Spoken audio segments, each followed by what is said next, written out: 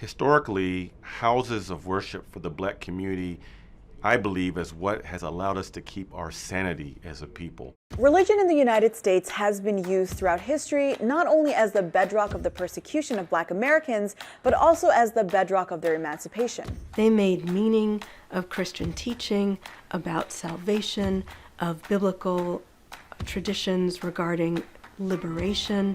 Hey guys, I'm Sana, and today I'm going to explore the role of religion, especially Christianity and Islam, in the Black American history of liberation. And I want to ask if religion still has a role to play today in the fight against systematic racism.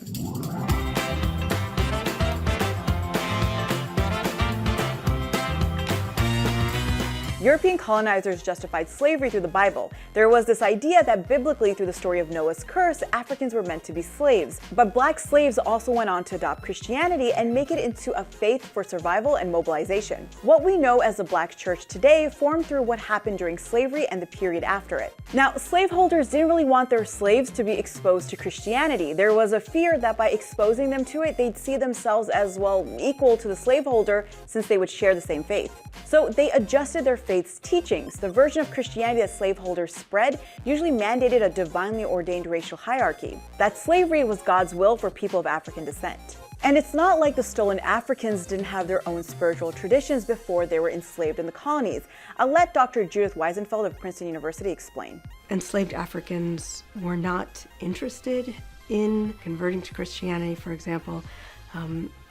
Enslaved peoples produced religious community on their own, maintaining connections to African traditional resources and creating new versions of those. Their own beliefs include a variety of traditional religions in West Africa and Central Africa, but also Islam and Christianity, and they ended up practicing their faith in secret gatherings. But in the 1740s, decades before the United States even existed, a wave of religious enthusiasm among European Protestants spread across the colonies. It's known as the Great Awakening. The Christian revivals, as they were called, focused on renewed individual piety and religious devotion, and they had a more egalitarian message than the one that slaveholders espoused. People felt free to interpret the scripture and the teachings of Christianity for themselves in ways that highlighted their humanity, their equal standing before God, and the notion that God would someday liberate them. And so we begin to see new forms of African American Christianity emerge that are focused on this experience of being born again and on a more direct access that doesn't require the oversight of white clergy. It's out of this movement that you start to see the emergence of Black leaders. A lot of them came out of the Baptist and Methodist denominations because those denominations actually licensed Black men to preach. And Weisenfeld says sometimes religion even provided tools for slave revolts. One of the most famous examples that comes much later is that of Nat Turner, a religious missionary and preacher who led a rebellion in Virginia in August of 1831. Now, back in the late 1700s, free Black people in the North had already begun to develop their own denominations. In many cases, these denominations were in direct response to the racism Black Americans experienced in their predominantly white congregations. But it wasn't until after the Civil War and the end of slavery that newly freed Black people who were part of the Baptist churches and communities in the South were able to organize more formally. When the National Baptist Convention was founded in 1895, it became the nation's largest African American denomination with almost 2 million members. So why is all of this important?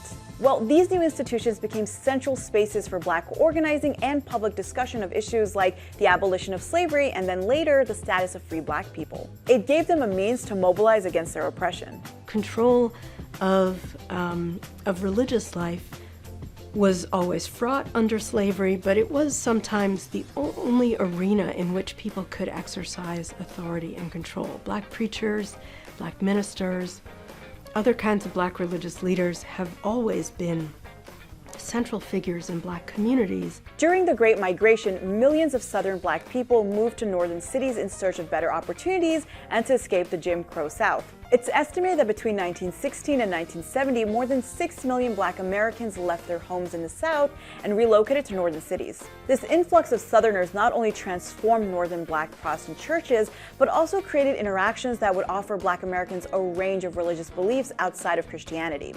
In our interview, Weisenfeld notes that out of the Great Migration came two major revivalist movements that identified Islam as the proper religion of black people, the Moorish Science Temple and the Nation of Islam. While Islam was one of the religions of African slaves, it kind of disappeared as a conscious faith and practice because slaves were forced to practice in secret. And it was through the work of Muslim missionaries, scholars, and activists that versions of Islam began to reemerge in black communities in the early 20th century, versions that reflected the fight against white supremacy and a search for independence. A lot of those immigrant preachers propagated the idea of universal brotherhood, an idea that appealed to many black Americans. Noble Drew Ali, who is considered the father of the first modern black Muslim movement, established the Moorish Science Temple in the early 1900s. The Moorish Science Temple rejected the idea of tolerating white supremacy through the black church and rejected the idea of black inferiority. The temple didn't reject Christianity, but it did see it as a European religion. Among the temple's central beliefs was the idea that black Americans were descendants of Moroccans and that their original faith was Islam. Ali rejected terms of the day like Negro, colored, and even black, believing that the term Moor was more accurate. The Moorish Science Temple had thousands of members in the 1920s across northern cities like Detroit and Philadelphia. And it's important to note that it was far from mainstream or orthodox Islam. Even the Quran used by the temple was written by Ali and derived from various sources. While the Moorish Science Temple was taking root, a man named Wallace Fard Muhammad established another non-orthodox black Islamic movement in 1930, one that you're probably familiar with, the Nation of Islam. The world sees the problem in America as some gang-banging, dope-selling, crack-using black people. The nation's purpose was, according to Wallace Fard Muhammad, to use the faith to uplift black Americans and make them self-reliant. And it was under the leadership of Elijah Muhammad, who assumed leadership in 1934, that the nation grew into a great political force. I represent to you not a prophet, yes sir, but I represent to you God in person. Yes sir! It created one of the most influential black liberation figures of the 20th century. We don't advocate violence, but our people have been the constant victims of brutality on the part of America's racists, and the government has found itself either unwilling or unable to do anything about it. Malcolm X, a minister in the Nation of Islam, propagated a simple message: uplift black Americans' worth in their own eyes and make them independent. And the Nation of Islam was the foundation of his message, especially as it rejected Christianity and how it had been used by white supremacy. Religion, whether Islam or Christianity, was a big deal during the civil rights movement of the 1950s and 60s. Religious spaces like mosques and churches became mobilization centers. Because churches and mosques were community centers and financially independent, they were also places where people were able to learn skills like public speaking, fundraising, and organizing meetings. And it's also why so many of the leaders of the civil rights movement were either ministers or active members in their churches and mosques. There were also efforts by the likes of ministers and theologians like James H. Cone to create a black liberation theology. In a 2017 talk at the Yale Divinity School, Cone summarized the core of black theology in this way. Black power is not only alien to the gospel, but rather it is the gospel of Jesus in 20th century America. So we've talked about how religion has been for hundreds of years a central part of black liberation and how black communities have dealt with white supremacy. But what role does religion have to play today in the fight against systematic racism? Well, I asked Daoud Walid, a Muslim activist, if he thought there was a place for religion in activism today, and here's what he had to say.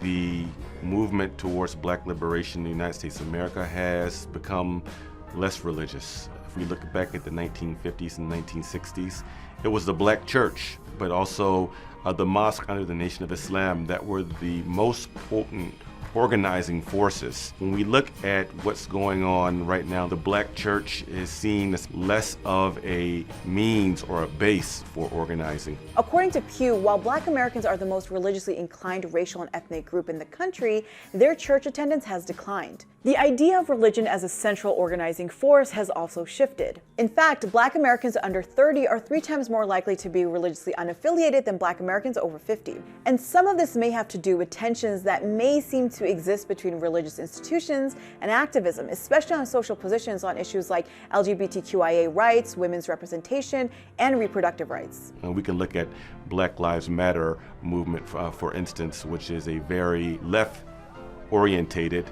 much more secular organization or movement. And in fact, there are many within the religious community that actually are proponents of Black Lives Matter as a slogan, but don't agree with the tactics of the actual Black Lives Matter movement in the 501c3 nonprofit organization. And even though there may be some tension, some religious groups are still involved in progressive social activism. Take, for example, Reverend William Barber's Moral Mondays movement. Ain't no stopping us now. Say it again! Moral Mondays is a campaign started in 2013 where church congregants have been leading protests every Monday in several state legislatures against policies negatively impacting everything from voting rights to the climate. And even if the future of religious institutions and Black activist movements is uncertain, Walid is quick to point out what he sees as the central role religion has played throughout Black American history. It is this religiosity and this connection to the church and to the mosque that I believe has granted us the spiritual strength and spiritual power to continue existing and struggling in these United States of America.